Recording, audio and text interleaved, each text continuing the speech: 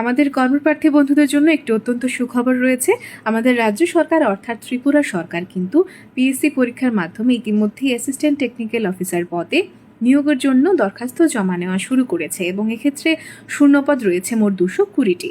শিক্ষাগত যোগ্যতায় বলা হয়েছে যে কম্পিউটার সায়েন্স, ইলেকট্রনিক্স বা ইলেকট্রনিক্স অ্যান্ড টেলিকমিউনিকেশনে বিএ, বিটেক বা এমসিএ করা থাকলেই আপনারা কিন্তু এই পদের জন্য আবেদন করতে পারবেন এবং এই পদের জন্য আবেদনের বয়সসীমা রয়েছে 18 থেকে 40 বছরের মধ্যে।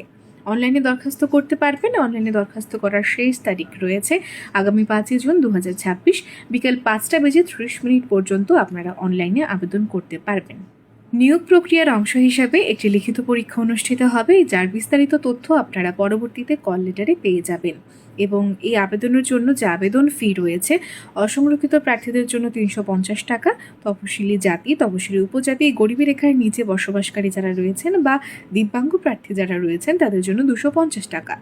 আর আরও বিস্তারিত জানতে আপনারা কিন্তু আমাদের ত্রিপুরা সরকারের বা টিপিএসসি যে ওয়েবসাইট রয়েছেন tpsc.tripura.gov.in এই ওয়েবসাইটে আপনারা বিস্তারিত জানতে পারেন।